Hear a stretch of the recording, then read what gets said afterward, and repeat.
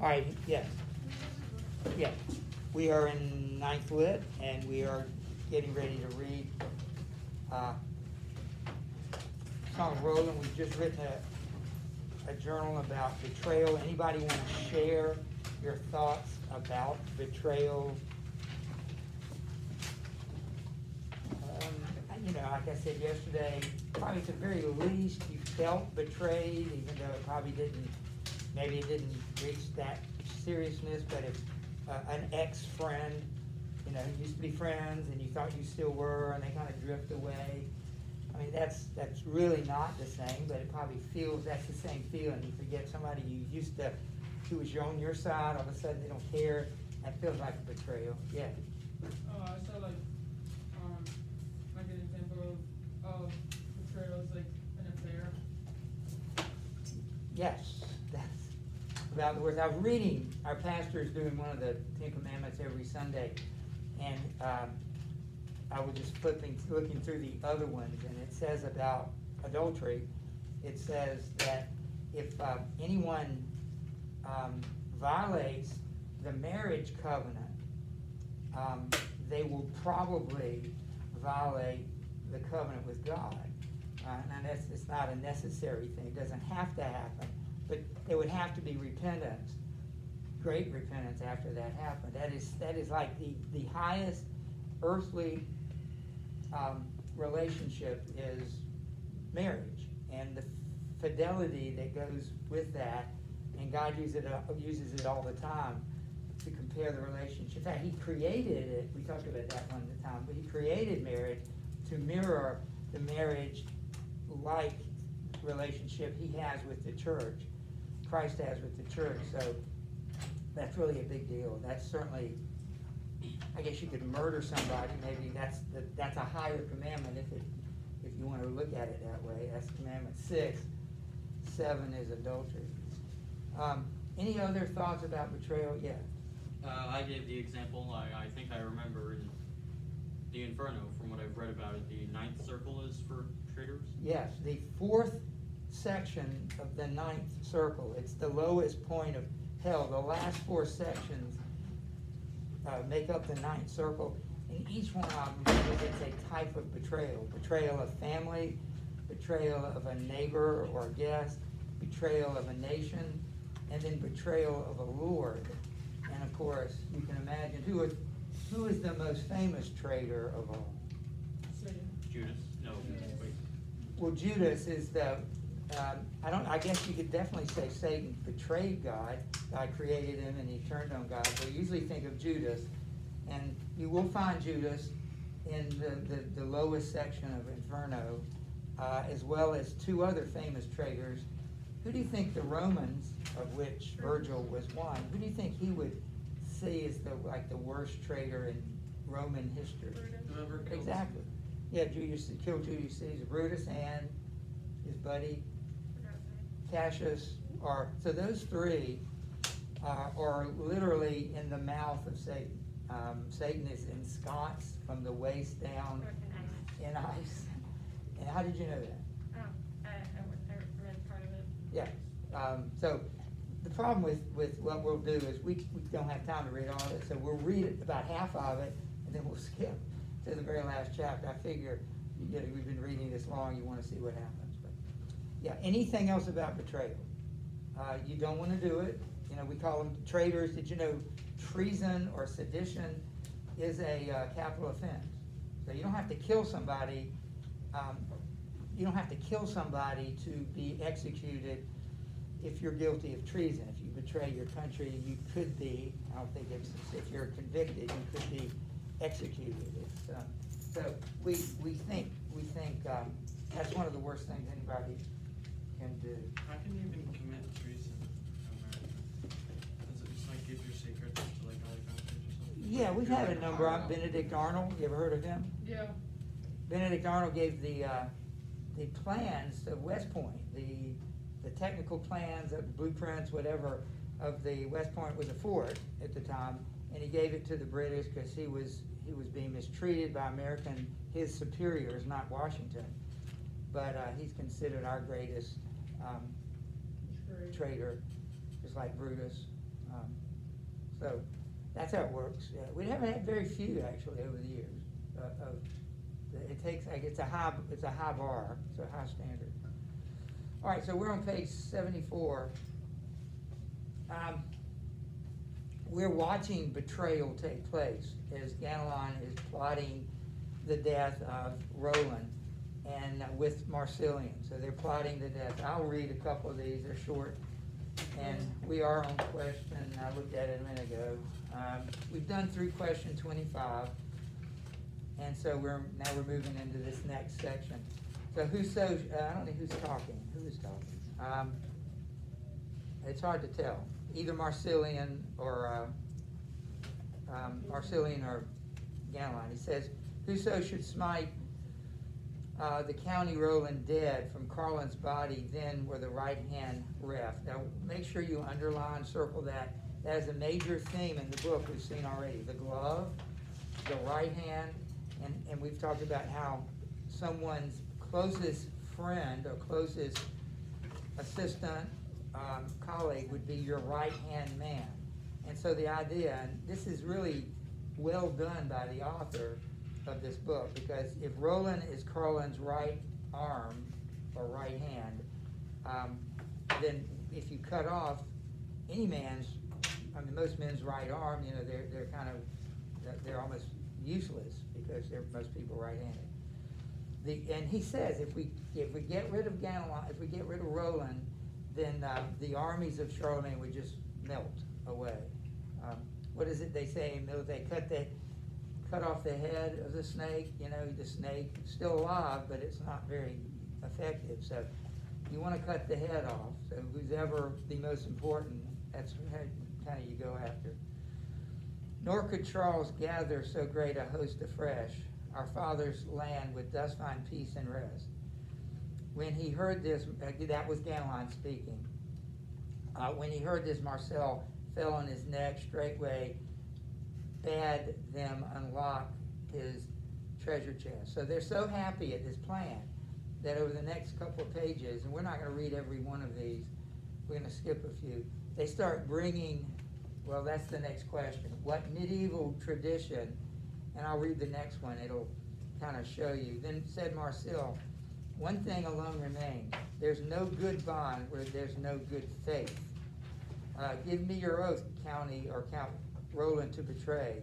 Guinness replies, it shall be as you say. Upon the relics of his good sword Mergles, he swear the treason and swear his faith away. So we're watching, kind of like selling your soul to the devil, betraying God. He has just now betrayed Roland, his stepson. Wait, who betrayed Roland? You tell me. Who we've been talking about this last couple of days. Who is it that betrays Roland? Ganelon betrays Roland. By the way, Ganelon is also mentioned in Inferno, and I can't remember if he's in I would expect him to be in the fourth circle, or the ninth circle, but I can't remember exactly, but his name is mentioned, even though he's a fictional character. Dante includes real people, mythological characters, and just pure fiction characters. So he just populates hell with all sorts of people, all of which are symbolic. That's the whole point of the people he mentions that are in hell. Neither you or I probably know for sure anybody who's in hell. Can you imagine that? Can you imagine eternal destruction, eternal death? I can't even put my mind around that. It's hard to even imagine heaven, which is eternal bliss. Can you imagine the opposite of that? So Dante doesn't know any more than you and I know for sure. That guy is going to spend eternity in hell. We don't know that. Maybe at the last minute, they're saved. We just don't know. So that's why we share the gospel with everybody, because we don't know. All right, so why don't we go to, Did you say the answer to 25? Or wait, yeah. we just did 20, 26. we're on 26, so we Okay. can't answer that yet. I'd give you the answer, but I'd rather you look for it. So, Dave, why don't you start for us on page 75, number 47. You can just read one of these. Everybody can read one. We'll go around a couple of times. There was a fold stool of ivory all wrought. Marsil commands a volume to be brought of Termagant and of Mahomet's law. The Saracen of Spain thereon has sworn that in the rear guard Count Roland shall be sought. If there he find him, he'll fight with his whole force and do his best to slay him once for all. Gwyneth replies, and may it so befall. Aoi. Right. So they're mutually promising to each other that they will kill Roland. Circle Termagant and Muhammad. We've seen, what are the three gods that the Europeans claim the Muslims worship? Muhammad and Allah is all they want to know. Okay, Allah's never mentioned in the book, but that would be in fact who they worship. What? Apollyon? Apollyon, and in this name, Termagant. And you can, again, make a note. This is what you should do. It's a European name for an Islamic god. And remember, true Islam is not polytheistic. It's monotheistic, although Allah is not the same as Yahweh. But this is funny. I'll tell you. The word termagant is actually a good SAT word. And you might want to write this down. The word termagant can also be defined a nagging woman. Don't ask me why. What are you laughing about? Tim's over there laughing. That's not safe to do. All right, so we'll go on. We'll go to Hayden. Lo now, there comes a paynim out of Hebron. He stands before the king Marsilian and gaily laughs. He says to Ganelon, Here, take my sword, a better bladed than 1,000 my guns are in the hilt thereof. 'Tis yours, fair sir, for pure affection, for help against Roland the champion. If in the rear guard we find him as we want, quoth Ganelon to him, it shall be done. And kiss each other on the cheeks and chin upon. All right, and Freddie. 49. Yeah. Thereafter comes a Paynim, Quimborn, and laughing gaily to Ganelon begins, Come take my helm, I'm here saw none so rich. Above the nastle a carbuncle there is. Out of pure friendship I offer you this gift. If against Roland you'll aid us by your wit, that we may bring a shameful death on him. It shall be done, quoth Ganelon to this. They kissed each other upon the mouth and chin. All right, so we can skip a couple of these, but look at question 26. What do you notice is happening here? What are the men doing for Ganelon? Giving him stuff? Yes, and what is that medieval tradition? What name are we giving to it? It's just treasure giving, gift giving. So that's what they're doing. They're so grateful that he's helping them that they give them these gifts. We're going to skip 50 and 51, okay, just to save us a couple of minutes. But if you would circle in 50 the name Brahmamanda, circle that name. That is actually Marsilian's queen or wife. In what, 57? Yeah, 50, number 50, it's the first line. Then to the Count Queen Brahmamanda spoke. She also gives him gifts.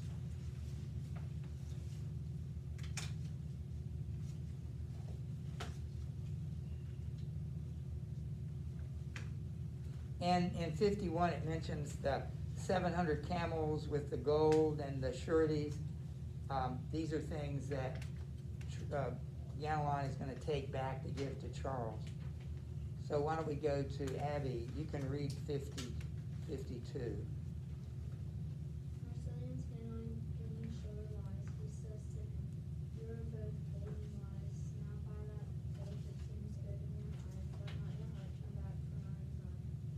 Heaven will give you a great and goodly pile, 10 mule loads gold dig from Arabian mines. No year shall pass that you shall have like it. Take now the keys of this great area of mine, offer King Charles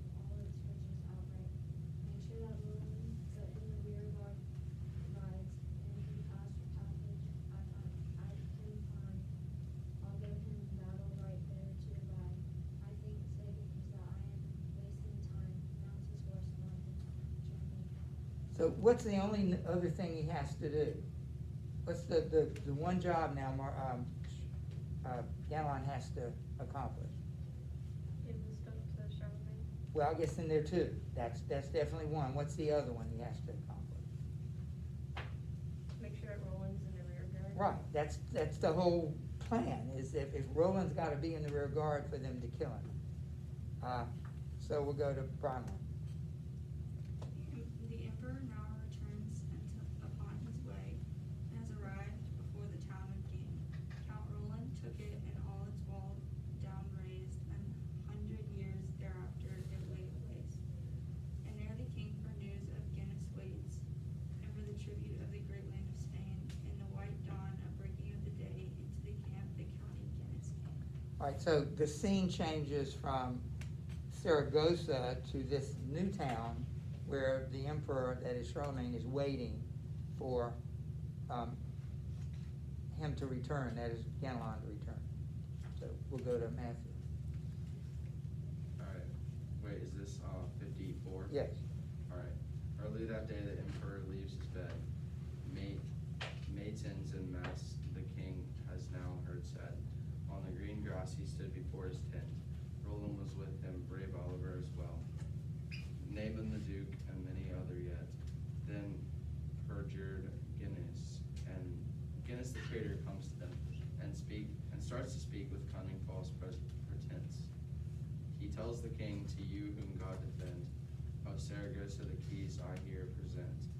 I bring you also wealth to your heart's content, and 20 sureties, see thy be closely. And who are the sureties? What does that word refer to? Very good. And he gives them a key to the city. Have you ever heard that expression? Wait, what is the Syracuse? The hostages. Have you ever heard the expression key of the city, keys of the city? It's sort of a ceremonial thing. It's like we're gonna give you a day, like you've done something great. We're gonna honor you. We give you the keys to the city. There are no real keys. They're not giving you real keys. But in the Middle Ages, they would. I think literally they lock the door at night. They close the door and they lock it. And so, anyway, you want to keep reading or pass it? I'll read, I guess. Okay, good. The valiant King Marsili domestic sends, their caliph's absence he prays he'll not resent. Mine own eyes saw 400,000 men in hauberk armed, some having laced their helms, and girt with swords whose hilts were richly gemmed. Attend him forth to the sea shore they went. The faith of Christ they keep not, nor accept, and for this cause they from Marsilian fled. But ere they'd sailed 4 leagues, maybe or less, black wind and storm tempest on them fell. They were all drowned. They'll never be seen again. Had he been living, I would have had him fetched. Now, as regards the Panem king himself, believe me, sire, before a month is sped, he'll follow you to France, to your own realm. There he'll receive the faith that you profess. There with joined hands to you his fealty pledge, and hold from you in theft the Spanish realm. Then said the king, the name of God will be blessed. Well have you done. I shall reward you well. Throughout the host 1,000 trumpets swell. Throughout the French strike camp, their goods on Sumter's set. From home to fair France, behold them all addressed. Sumpters are mules. All right, so Ganelon brings the keys of the city. He brings the treasure that he's going to give him. But he also tells a story. He doesn't bring the uncle. Remember, he's supposed to bring the caliph. That was part of the deal, the man price. But he doesn't bring the uncle. Why? What happened to the uncle? How did he die? Drowned. He drowned. Who else drowned? Everybody. Yes. Almost literally everybody. 400,000 troops drowned. Now, do you know why? I mean, do you know what events transpired to cause that? Well, once they found out his story goes, once they found out that the king was going to accept Christ, they decided, we're going to leave. We're just deserting the king. So they get on these ships, and all the ships conveniently in the story sing. So that's why the uncle can't show up. But Marsilian will be back. Will be in a month. He'll show up at Aix and become a Christian. Is that a true story? No. But what purpose does it serve besides an excuse for the uncle's absence? What if when now Charlemagne hears the story that the entire enemy army is dead? So what's going to happen now? Or how's that going to affect things? Lower his guard. Exactly. He's going to lower his guard, and that's when they do attack, which they're still planning to do. It will be a big surprise. So that's the story. It's also ironic. Keep that in mind, because something very ironic happens later in the story. Remember, ironic means like the opposite of what you would expect, or... All right, so we'll go to Tim. Why don't you read it? Alright. King Charlemagne has spoiled the Spanish borders. He's taken castles, put cities to the slaughter. Now the king says he has ended his warfare. Home to fair France, the emperor turns his horses. Pennant to Lancehead, Count Roland now has courted. High on a hill rock he displays it abroad there. In fields all round the French set up their quarters.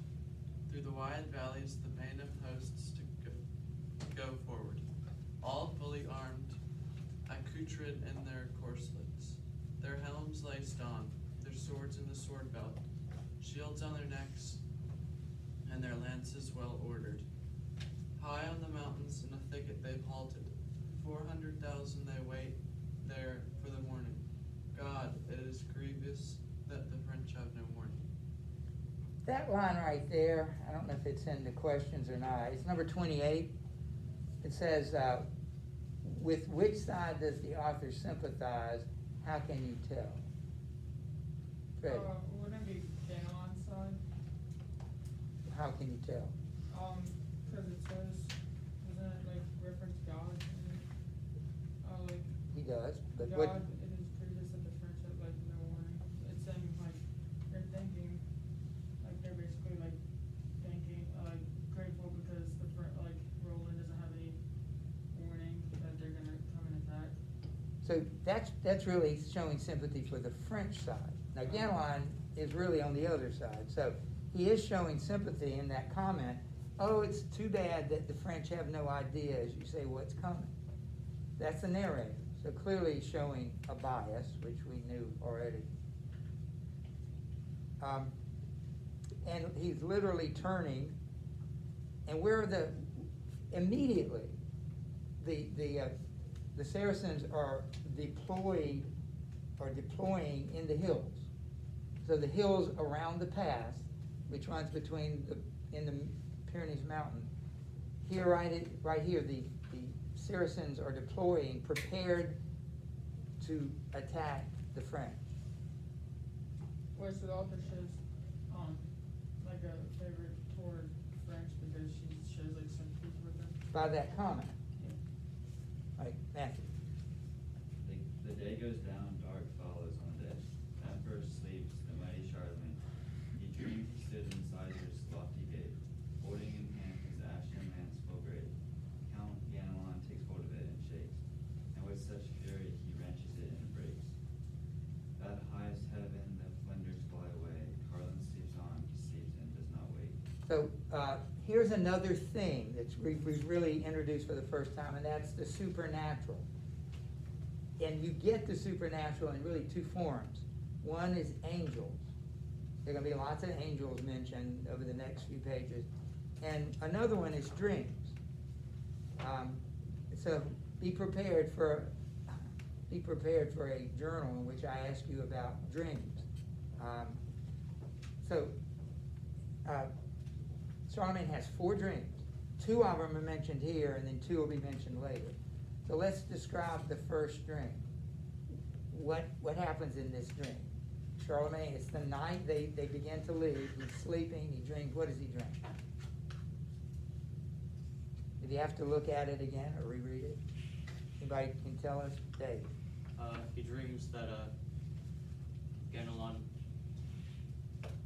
shakes Charlemagne's hand, but Charlemagne's hand breaks Yeah, it's the lance in his hand. So he's got his lance in the hand, and Ganelon grabs it, breaks it, and that's probably not portending something positive, is it? Because we know what's coming. Now, Charlemagne is sort of anticipating in this dream that something bad is going to happen. So, Ryan, why don't you read the second dream? Sorry. 57 on page 79. What's the first? Number 57. After this dream, he had another dream, that in his chapel at Aix in France was he, and his right arm a fierce bear set its teeth forth from the Ardennes. He saw a leopard speed with rash rage, his very body seized.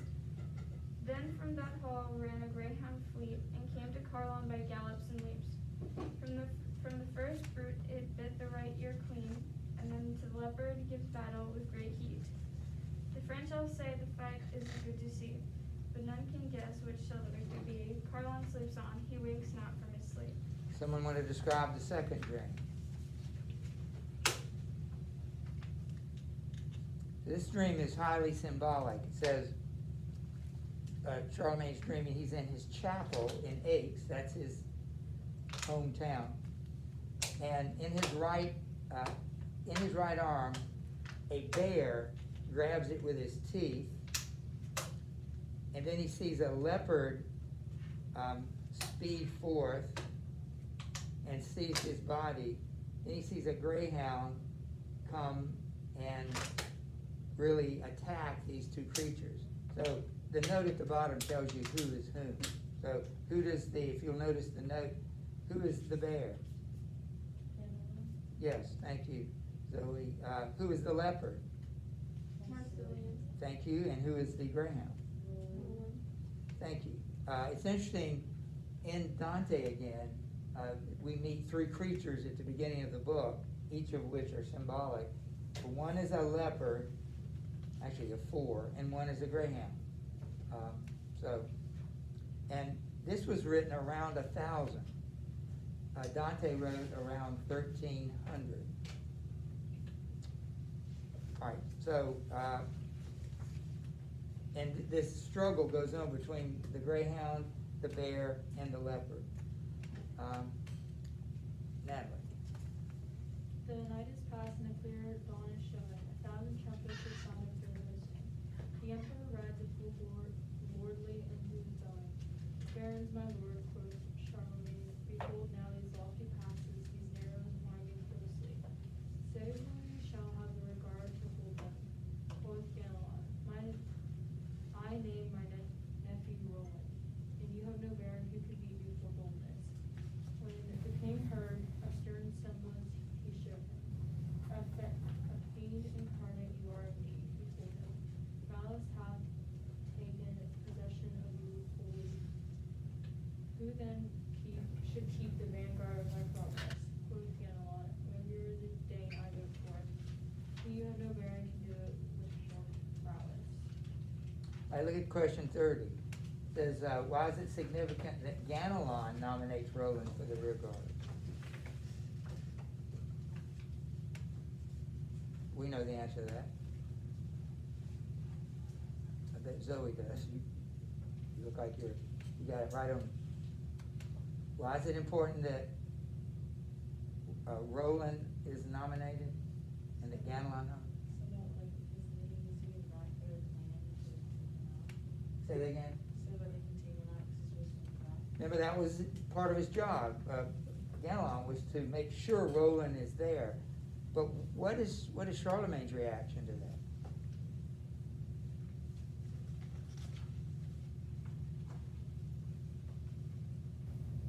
I'm trying to find the line.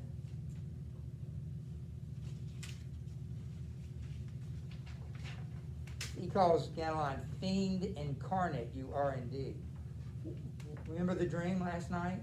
Charlemagne's dream? That Ganelon is involved in both dreams. And remember, what did Ganelon say before he left to go to Marsilian? What were some of his Remember what he said in front of everybody? Yeah. He was gonna kill Roland. He's gonna get revenge. So you have to start asking the question, why doesn't Charlemagne put 2 and 2 together and say, maybe I should listen to my dream, maybe I should remember what Ganelon threatened to do, maybe I should put these 2 things together and see that it's happening. He doesn't. He kind of does, but he doesn't act on it. So it's, what do you think the book is going to say about that? If you know something's going to happen, but you can't do anything about it. Yeah. Fate. That's how the book describes it. What would we call it? Destiny. Yeah, God's will. You know, it can't be thwarted. But you know, sometimes unbelievers might use the word fate. You might use it, but you know the difference. All right, so let's see how Ganelon, or rather how Roland replies. So Zoe, would you start at 59? When Roland hears that you appointed to, he makes reply as knighthood is facing you. My noble stepson, I owe you gratitude that I'm assigned your rear guard at your suit. Charles came from the Roger never moved, but steed or palfrey thereby I warrant you. No saddle beast, nor tiny neither mule, pack horse, nor sumpter thereby you shall not lose. Here's the first the sword hath paid a reckoning due. Quoth Ganelon, I know it, you speak truth. And you can do the next one, Kimber, and then we'll answer the next question. When Roland hears that to the rearward guard, his stepsire names him, he speaks in wrath of heart. Ah, coward wretch, foul felon, base-born Carl, didst think the glove would fall from out my grasp, as did the wand from thine before King Charles. All right, so Wait, is let's this question 32? question 31. So he really has, Roland has 2 reactions. One's public and one's private. The public reaction is the chivalric code, the code of chivalry. So he's been nominated to do a dangerous job. What's his public reaction to Charlemagne? He's like, okay. Yes, I can do it. And then he says something that's an example of, another example of a double entendre. He says this, see if you can figure it out. Listen to this. He says, I warrant you, no saddle beast, nor hinny, neither mule, pack horse, nor sumpter, thereby he shall lose. In other words, Charlemagne's not going to lose one animal, much less one person, save first the sword have paid the reckoning due. In other words, he's not going to lose a single thing. But if somebody tries, they're going to pay by death. I'm going to use the sword on them. And then Ganelon says, I know it, you speak truth. Because what does Ganelon know that nobody else knows? What does Ganelon know that nobody knows for sure? That Roland's gonna be at the rear guard. That the Saracens are going to attack. So that's why he says, I know it, you speak truth. So even Roland doesn't get it. Roland says, I'm not going to lose a single thing without fighting for it. That's a hypothetical. But Ganelon knows it's not hypothetical. That's exactly what's going to happen. Wait, so what's the second part of the answer? It says, how does this differ from his? Well, we first haven't one? gotten that yet. So then Roland turns to Ganelon and says what?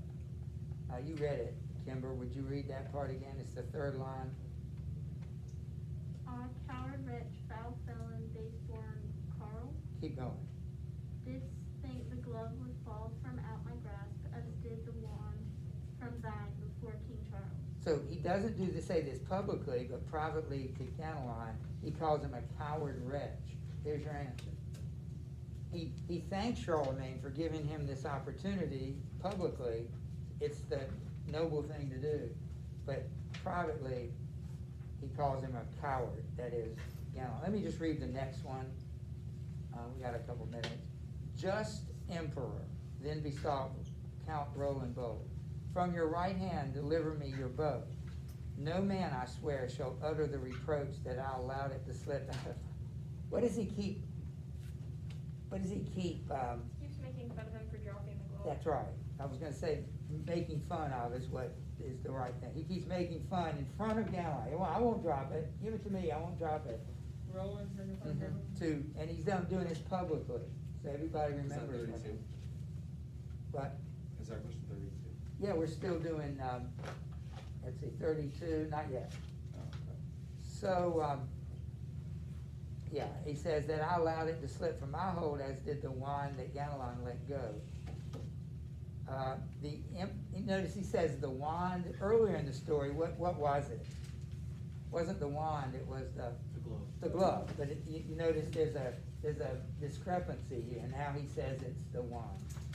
The emperor sits with his head bended low, on cheek and chin he plucks his beard for woe, he cannot help but let the tears o'erflow.